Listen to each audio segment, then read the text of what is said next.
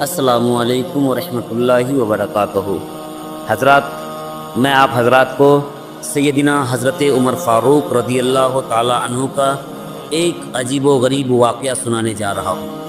حضرت عمر فاروق رضی اللہ تعالی عنہ وہ ہیں جنہیں تمام امت مسلمہ جانتے ہیں۔ وہ ایک ایسے شخص تھے جو اسلام کے دوسرے خلیفہ تھے، جس کے ڈر سے قیصر و کسریٰ بھی تھر تھراتا تھا۔ آدھی دنیا کے وہ بادشاہ تھے۔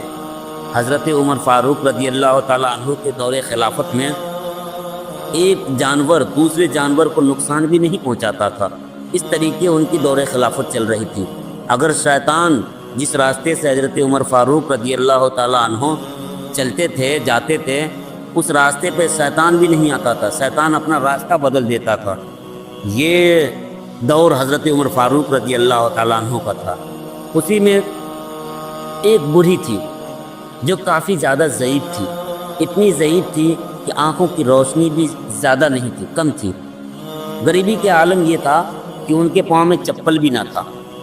وہ گھر سے نکلی شام کے ٹائم، ایک پیالہ لی اور اس پیالے میں تیل تھا، اور جیسے ہی اپنے گھر سے جو ہی نکلی وہ تو کچھ دور چلنے کے بعد وہ زمین پہ ٹھوکر لگنے سے ان کے ہاتھوں سے وہ پیالہ گر گیا، اور اس پیالے میں تھا تیل۔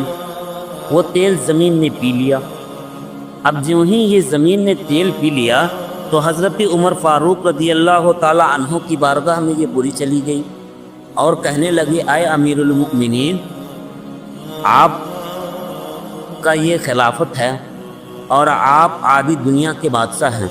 اے امیر المؤمنین، میری غریبی کا عالم یہ ہے کہ میرے پاؤں میں چپل بھی نہیں ہے، عمر اتنی زیادہ ہو گئی ہے کہ آنکھوں کی روشنی بھی کم ہے۔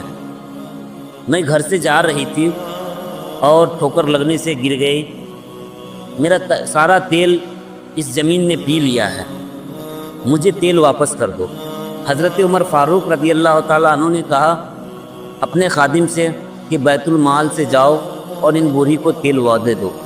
تو حضرت عمر فاروق رضی اللہ تعالیٰ عنہ نے یہ بات کہی تو اس بوڑھی نے کہنے لگی، اے امیر المؤمنین، اگر مجھے تیل لینا ہی ہوتا تو میں کسی بھی صحابی کے دروازے پہ چلی جاتی اور ان سے کہتی وہ مجھے تیل دے دیتے، لیکن مجھے وہ تیل چاہیے جو میرا تیل تھا، جو میں زمین پہ گر گئی اور سارا تیل زمین نے پی لیا، مجھے وہ تیل واپس کروا دو۔ اتنا کہنا تھا کہ حضرت عمر فاروق رضی اللہ تعالیٰ عنہ گھبرا گئے اور کہنے لگے، بوڑھی، گویا کہ کوئی زمین اگر تیل پی لے تو واپس کر سکتا ہے؟ تو آپ نے کہنے لگے، آپ امیر المؤمنین ہیں، آپ خلیفہ ہیں، آپ مجھے وہ تیل میرا واپس کروا دیں۔ حضرت عمر فاروق رضی اللہ تعالیٰ عنہ بوڑھی کو لے کر کے چلی، اور جو ہی وہ بوڑھی کو لے کر آ رہے تھے، جس جگہ پہ اس کا بوڑھی کا تیل گرا تھا اس جگہ پہ ان بوڑھی کو لے کر آئے اور کہنے لگے، آئے بوڑھی ماں، بتلا کس جگہ نے تیرا تیل پیا ہے۔ وہاں پہ وہ کھڑی ہو گئی اور کہنے لگی، یہی جگہ پہ میں ٹھوکر لگ کر گری تھی اور اس زمین نے میرا تیل پی لیا تھا، میرا تیل مجھے واپس کروا دیں۔ حضرت عمر فاروق رضی اللہ تعالیٰ عنہ زمین کے پاس کھڑے ہو گئے اور زمین پہ کھڑے ہو کر کہنے لگے، اے زمین، تو نے اس بوڑھی ماں کا تیل پی لی ہے، اس بوڑھی ماں کا تو تیل واپس کر دے۔ اتنا کہنا تھا کہ زمین کی طرف سے کوئی طرح کی حرکت نہ ہوئی۔ پھر سے حضرت عمر فاروق رضی اللہ تعالیٰ عنہ نے کہا، اے زمین، تو اس بوڑھی اور غریب ضعیف عورت کا تو نے تیل پی لیا ہے، تو اس ضعیف بوڑھی ماں کا تیل واپس کر دے۔ اگر تو نے تیل واپس نہ کیا تو سوچ لے کل عمر تیرے سینے میں ایک بے نمازی کو دفن کر دے گا۔ اللہ اکبر! اتنی بڑی بات حضرت عمر فاروق رضی اللہ تعالیٰ عنہ نے کہی۔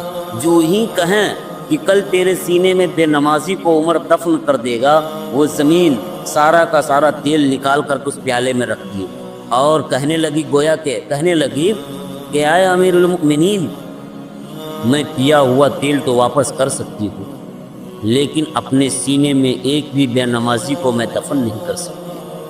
میرے ملت کے نوجوانوں، آپ بتلاؤ، آپ کتنے وقت کی نماز پڑھتے ہو؟ کوئی ظہر کا نماز پڑھتا ہے تو عصر چھوڑ دیتا ہے، کوئی عصر پڑھتا ہے تو مغرب چھوڑ دیتا ہے، کوئی مغرب پڑھتا ہے تو عشاء چھوڑ دیتا ہے، کوئی فجر چھوڑ دیتا ہے، میرے ملت کے نوجوانوں، حضرت عمر فاروق رضی اللہ تعالیٰ عنہ کا وہ قول یاد کر لے جب اس زمین کو کہتا ہے زمین تو اس بوڑھی ماں کا تیل پی لیا ہے، اگر تو نے تیل واپس نہ کیا تو سوچ لے تیرے سینے میں عمر بے نمازی کو دفن کر دے گا۔ ہمارا اور آپ کا یہ عالم ہے کہ نماز نہیں پڑھتے ہیں، اگر سوچ لو کہ زمین کسی بے نمازی کو قبول نہ کیا تو کیا ہوگا۔ میرے ملت کے نوجوانوں، میری گزارش ہے کہ آپ لوگ اور ہم سبھی لوگ اللہ کی بارگاہ میں خوب زیادہ سے زیادہ عبادت کریں۔ ماہ رمضان المبارک کا یہ مہینہ آنے والی ہے، اس مہینے میں خوب زیادہ سے زیادہ عبادت کریں۔ یوں کہیں کہ سال کے ہمیشہ ہر مہینوں سال کے 365 دن رب کی بارگاہ میں سچے دلوں سے، اچھے دلوں سے، پاک نیتوں سے رب کی بارگاہ میں عبادت کریں۔ قرآن اور نماز کو خوب دل لگا کر پڑھیں، اپنے ماں باپ کی عزت کریں، بڑوں کا احترام کریں۔ یوں ہی ایک دفعہ کا واقعہ ہے کہ حضرت عمر فاروق رضی اللہ تعالیٰ عنہ نے تمام لوگوں کو اکٹھا کیے اور کہنے لگے اے لوگوں، مجھے بتلائے کہ جو ابو بکر صدیق رضی اللہ تعالیٰ عنہ کام کیا کرتے تھے، کیا اس میں سے کچھ ایسی کام ہے جو مجھ سے چھوٹ گیا ہے، یا کوئی ایسا کام بتلائے جو وہ کیا کرتے تھے اور میں نہیں کرتا ہوں۔ تو لوگوں نے کہا اے امیر المؤمنین حضرت عمر فاروق رضی اللہ تعالیٰ عنہ، آپ حضرت ابو بکر صدیق رضی اللہ تعالیٰ عنہ نے ایک کام کیا کرتے تھے جو دوپہر کے وقت میں ہاتھ میں کچھ کھانے پینے کی چیز لے کر ایک پہاڑ کی اور جایا کرتے تھے۔ تو حضرت عمر فاروق رضی اللہ تعالیٰ عنہ نے اس طرف کچھ کھانے کی چیز لیے اور چل دیے۔ چلتے چلتے شام ہونے لگی تو ایک غار میں ایک شخص بیٹھا ہوا تھا جس کے پاس نہ ہی ہاتھ تھا اور نہ ہی پاؤں تھا اور آنکھوں سے بھی وہ نابینا تھا۔ میرے ملت کے نوجوانوں، یوں دیکھے حضرت عمر فاروق رضی اللہ تعالیٰ عنہ وہ شخص کو تو کہنے لگے اللہ اکبر، یہ کیا ماجرا ہے، اور دیکھنے کے بعد سوچے کہ لگ رہا ہے ابو بکر صدیق اس شخص کو یہاں کھانا کھلانے آیا کرتے تھے۔ اتنا سوچنا تھا کہ انہوں نے سالن میں روٹی توڑے اور سالن میں ڈبوئے اور ڈبا کر کے اس شخص کے منہ میں جب ڈال دیے تو شخص نے کہنے لگا کون ہو، کیا ہو، حضرت ابو بکر صدیق انتقال کر گئے ہیں کیا؟ تو حضرت عمر فاروق رضی اللہ تعالیٰ عنہ چونک گئے اور کہنے لگے یہ شخص تو نابینا ہے، اسے کیسے پتہ چلا؟ اس نے کہنے لگا اے شخص، تمہارے پاس تو آنکھوں میں روشنی نہیں ہے، تم نابینا ہو، تجھے کیسے پتہ چلا کہ ابو بکر صدیق یہ نہیں ہے؟ وہ کہنے لگا کہ آنے والے شخص ابو بکر صدیق وہ بھی جانتا تھا جو کہ میرے ہاتھ میں نہیں ہے، پاؤں بھی نہیں ہے، آنکھ میں روشنی نہیں ہے، لیکن میرے منہ کے اندر دانت بھی نہیں ہے۔ ابو بکر صدیق رضی اللہ تعالیٰ عنہ وہ سالن میں روٹی ڈبواتے تھے اور اپنے منہ میں پہلے رکھ کر کے چباتے تھے اور چبا کر کے اپنے منہ سے روٹی نکال کر مجھے میرے منہ میں ڈال دیا کرتے تھے اور میں اس روٹی کو اپنے حلق کے نیچے اسے کر کے پیٹ میں ڈال لیتا تھا۔